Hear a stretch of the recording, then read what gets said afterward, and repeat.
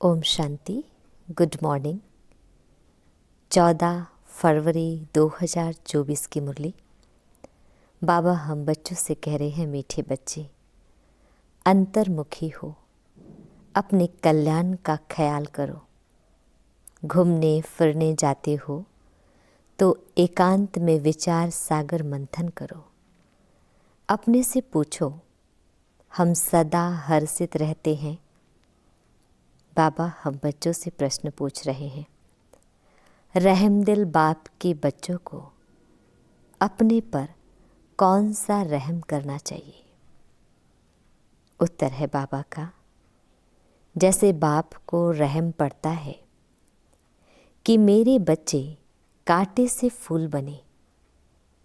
बाप बच्चों को गुलगुल बनाने की कितनी मेहनत करते हैं, तो बच्चों को भी अपने ऊपर तरस आना चाहिए कि हम बाबा को बुलाते हैं, हे पतित पावन आओ, फूल बनाओ। अब वह आए हैं तो क्या हम फूल नहीं बनेंगे? रहम पड़े तो देही अभिमानी रहे। बाप जो सुनाते हैं उसको धारण करें। ओम शांति।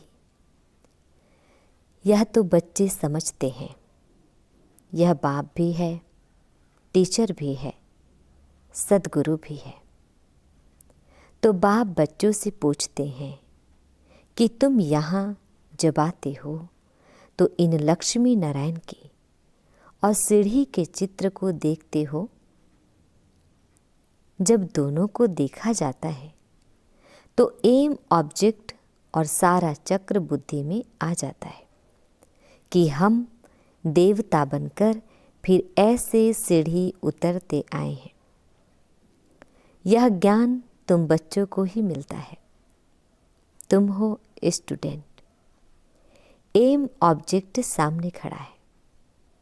कोई भी आए तो उनको समझाओ, यह एम ऑब्जेक्ट है।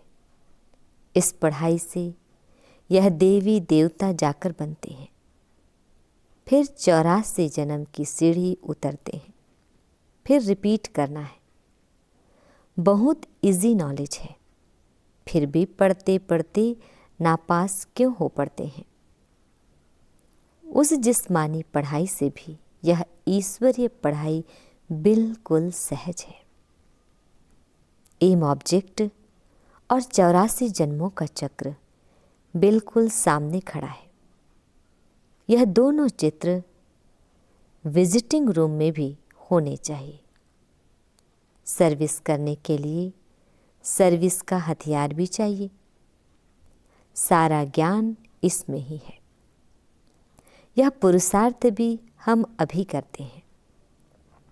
सतो प्रधान बनने के लिए बहुत मेहनत करनी है। इसमें अंतर्मुखी हो, विचार सागर मंथन करना है। घूमने फिरने जाते हो तो भी बुद्धि में यही होना चाहिए। यह तो बाबा जानते हैं कि नंबरवार है। कोई अच्छी तरह समझते हैं तो जरूर पुरुषार्थ करते होंगे अपने कल्याण के लिए। हर एक स्टूडेंट समझते हैं यह अच्छा पढ़ते हैं। खुद नहीं पढ़ते हैं तो अपने को ही घाटा डालते हैं। अपने को तो कुछ लायक बनाना चाहिए। तुम भी स्टूडेंट हो, सो भी बेहद बाप के।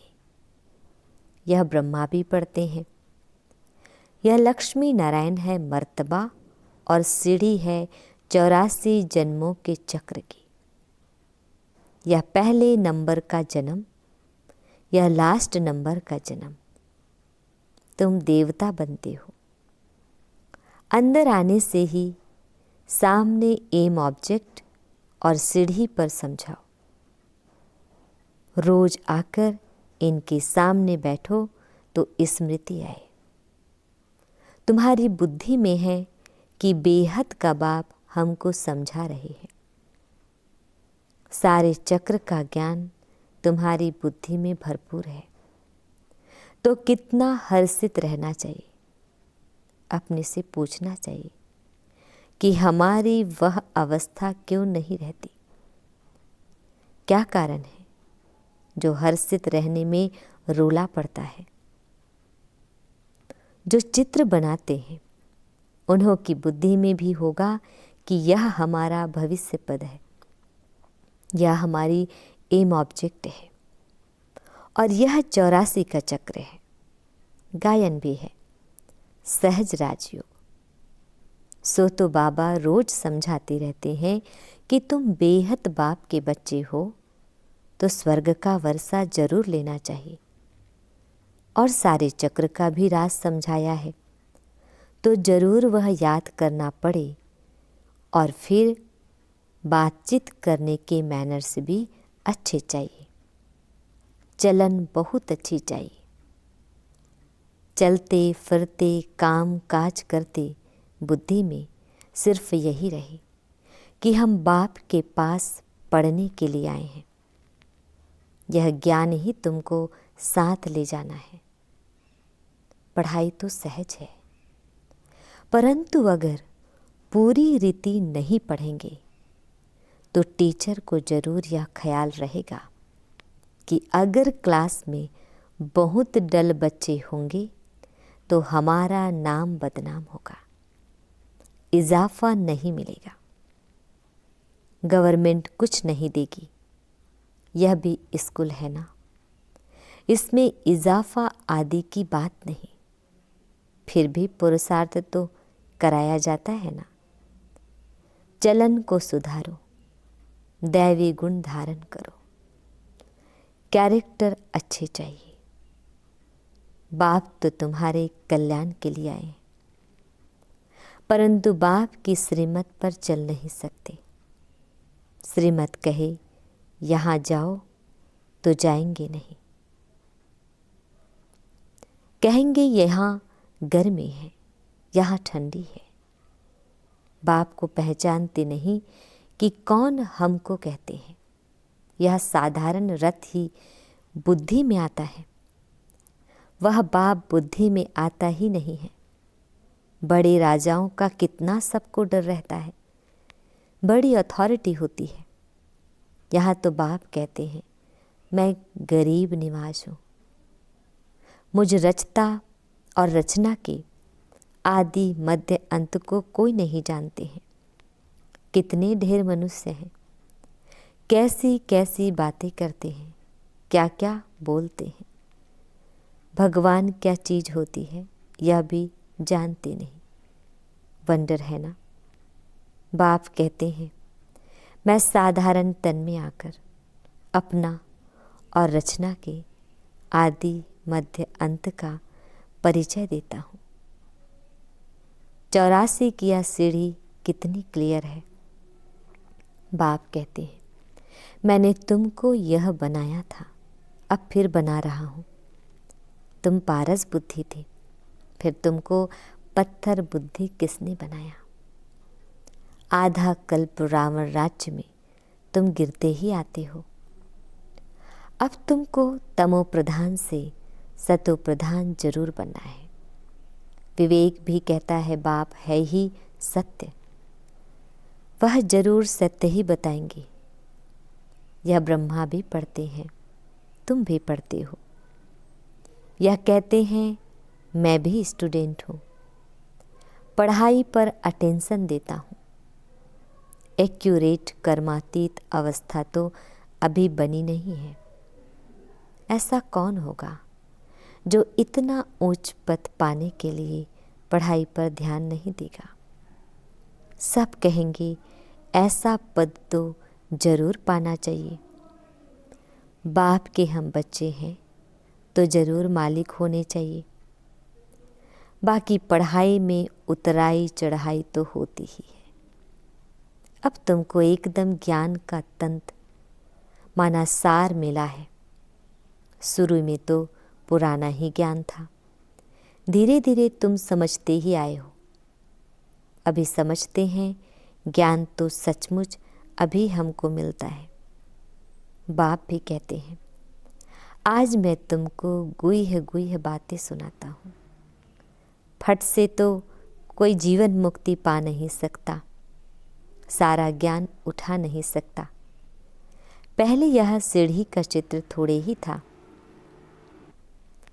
अब समझते हैं बरोबर हम ऐसे चक्र लगाते हैं। हम ही स्वदर्शन चक्रधारी हैं। बाबा ने हम आत्माओं को सारे चक्र का राज समझा दिया है। बाप कहते हैं तुम्हारा धर्म बहुत सुख देने वाला है। बाप ही आकर तुमको स्वर्ग का मालिक बनाते हैं। औरों के सुख का टाइम तो अभी आया है, जबकि मौत सामने खड़ा है। यह एरोप्लेन, बिजलियां आदि पहले नहीं थी। उन्हों के लिए तो अभी जैसे स्वर्ग है। कितने बड़े बड़े महल बनाते हैं, समझते हैं अभी तो हमको बहुत सुख है। लंदन में कितना जल्दी पहुंच जाते हैं, बस यही स्वर्ग समझते हैं। अब उन्हों को जब कोई समझाए कि स्वर्ग तो सतयुग को कहा जाता है, कलयुग को थोड़े ही स्वर्ग कहेंगे। नरक में शरीर छोड़ा तो जरूर पुनर्जन्म भी नरक में ही लेंगे। आगे तुम भी यह बातें नहीं समझते थे, अब समझते हो। रावण राज्य आता है तो हम गिरने लग जाते हैं, सब विकार आ जाते हैं।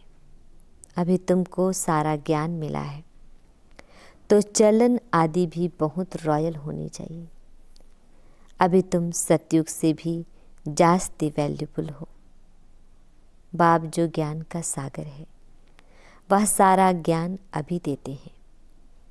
और कोई भी मनुष्य ज्ञान और भक्ति को समझ न सके, मिक्स कर दिया है। समझते हैं शास्त्र पढ़ना यह ज्ञान है और पूजा करना भक्ति है।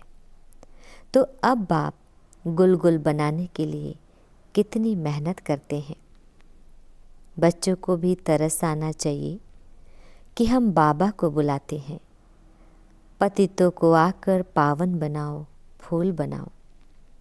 अब पाप आए हैं तो अपने पर भी रहम करना चाहिए। क्या हम ऐसे फूल नहीं बन सकते? अब तक हम बाबा के दिल तख्त पर क्यों नहीं चढ़े हैं? अटेंशन नहीं देते। बाप कितना रहम दिल है। बाप को बुलाते ही हैं पतित दुनिया में कि आकर पावन बनाओ। तो जैसे बाप को रहम पड़ता है, ऐसे बच्चों को भी रहम पड़ना चाहिए। नहीं तो सद्गुरु के निंदक ठहर न पाए। यह तो किसको स्वप्न में भी नहीं होगा कि सद्गुरु कौन। लोग गुरुओं के लिए समझ लेते हैं कि कहाँ श्राप न दे, देवी अकृपा न हो जाए। बच्चा पैदा हुआ, समझेंगे गुरु की कृपा हुई। यह है अल्पकाल के सुख की बात। बाप कहते हैं बच्चे अपने पर रहम करो, देही अभिमानी बनो तो धारणा भी होगी। सब कुछ आत्मा ही करती है। मैं भी आत्मा को पढ़ाता हूँ। अपने को आत्मा पक्का समझो और बाप को याद करो। बाप को याद ही नहीं करेंगे तो विक्रम विनाश कैसे होंगे। भक्ति मार्ग में भी याद करते हैं, हे भगवान रहम करो। बाप लिबरेटर भी हैं तो गाइड भी है। यह भी उनकी गुप्त महिमा है। बाप आकर सब बतलाते हैं कि भक्ति मार्ग में तुम याद करते हो। मैं आऊँगा तो ज़रूर अपने समय पर, ऐसे जब चाहूँ तब आऊँ यह नहीं। ड्रामा में जब नूंद है तब आता हूँ, बाकी ऐसे ख्यालात भी कभी नहीं आते हैं। तुमको पढ़ाने वाला वह बाप है, या भी उनसे पढ़ते हैं। वह तो कभी भी कोई खता माना भूल नहीं करते, किसको रंज नहीं करते। बाकी सब नंबरवार टीचर हैं। वह सच्चा बाप तुमको सत्य ही सिखलाते हैं। सच्चे के बच्चे भी सच्चे, फिर झूठे के बच्चे बनने से आधा कल्प झूठे बन पड़ते हैं। सच्चे बाप को ही भूल जाते हैं। पहले पहले तो समझाओ कि यह सतयुगी नई दुनिया है या पुरानी दुनिया है। तो मनुष्य समझे यह प्रश्न बहुत अच्छा पूछते हैं। इस समय सभी में 5 विकार प्रवेश है। वहाँ 5 विकार होते नहीं। यह है तो बहुत सहज बात समझने की, परंतु जो खुद ही नहीं समझते तो वह प्रदर्शनी में क्या समझाएंगे। सर्विस के बदले डिससर्विस करके आएंगे। बाहर में जाकर सर्विस करना मासी का घर नहीं है। बड़ी समझ चाहिए। बाबा हर एक की चलन से समझ जाते हैं। बाप तो बाप है। फिर तो बाप भी कहेंगे यही ड्रामा में था। कोई भी आता है तो ब्रह्मा कुमारी का समझाना ठीक है। नाम तो ब्रह्मा कुमारी ईश्वरीय विश्वविद्यालय है। नाम वाला भी ब्रह्मा कुमारियों का होना है। इस समय सब 5 विकारों में गिरे हुए हैं। उन्हों को जाकर समझाना कितना मुश्किल होता है। कुछ भी समझते नहीं हैं। सिर्फ इतना कहेंगे, ज्ञान तो अच्छा है, खुद समझते नहीं हैं। विघन के पीछे विघन पड़ता रहता है। फिर युक्तियां भी रचनी पड़ती है। पुलिस का पहरा रखो, चित्र इंश्योर करा दो। यह यज्ञ है, इसमें विघन जरूर पड़ेंगे। सारी पुरानी दुनिया इनमें स्वाहा होनी है। नहीं तो यज्ञ नाम क्यों पड़े। यज्ञ में स्वाहा होना है। इसका रुद्र ज्ञान यज्ञ नाम पड़ा है। ज्ञान को पढ़ाई भी कहा जाता है। यह पाठशाला भी है तो यज्ञ भी है। तुम पाठशाला में पढ़कर देवता बनते हो, फिर यह सब कुछ इस यज्ञ में स्वाहा हो जाता है। समझा वही सकेंगे जो रोज प्रैक्टिस करते रहेंगे। अगर प्रैक्टिस नहीं होगी तो वह क्या बात कर सकेंगे। दुनिया के मनुष्यों के लिए स्वर्ग अभी है, अल्पकाल के लिए। तुम्हारे लिए स्वर्ग आधा कल्प के लिए होगा। यह भी ड्रामा बना हुआ है। विचार किया जाता है तो बड़ा वंडर लगता है। अब रावण राज्य खत्म हो, राम राज्य स्थापन होता है। इसमें लड़ाई आदि की कोई भी बात नहीं। यह सीढ़ी देख लोग बड़ा वंडर खाते हैं। तो बाप ने क्या क्या समझाया है। यह ब्रह्मा भी बाप से ही सीखा है जो समझाते रहते हैं। बच्चियां भी समझाती है। जो बहुतों का कल्याण करते हैं उन्हों को जरूर जास्ती फल मिलेगा। पढ़े हुए के आगे अनपढ़े जरूर भरी ढोएंगे। बाप रोज रोज समझाते हैं, अपना कल्याण करो। इन चित्रों को सामने रखने से ही नशा चढ़ जाता है। इसलिए बाबा ने कमरे में यह चित्र रख दिए हैं। एम ऑब्जेक्ट कितनी सहज है। इसमें कैरेक्टर्स बहुत अच्छे चाहिए। दिल साफ तो मुराद हासिल हो सकती है। अच्छा, मीठे प्यारे बाबा हम बच्चों को विश कर रहे हैं। मीठे मीठे सिकिल दे बच्चों प्रति मात पिता बाप दादा का याद प्यार और गुड मॉर्निंग। रूहानी बाप की रूहानी बच्चों को नमस्ते। हम रूहानी बच्चों की रूहानी मात पिता बाप दादाजी को याद प्यार गुड मॉर्निंग और नमस्ते नमस्ते नमस्ते। शुक्रिया मीठे प्यारे बाबा, आपका लाख लाख शुक्रिया। आज हम बच्चों को धारण करना है। धारणा की जो पॉइंट है, फर्स्ट पॉइंट है, सदा स्मृति में रखना है कि हम बेहद बाप के स्टूडेंट हैं। भगवान हमें पढ़ाते हैं, इसलिए अच्छी तरह पढ़कर बाप का नाम बाला करना है, अपनी चलन बड़ी रॉयल रखनी है। सेकेंड पॉइंट है, बाप समान रहम दिल बन, कांटे से फूल बनना और दूसरों को फूल बनाना है। अंतर्मुखी बन, अपने व दूसरों के कल्याण का चिंतन करना है।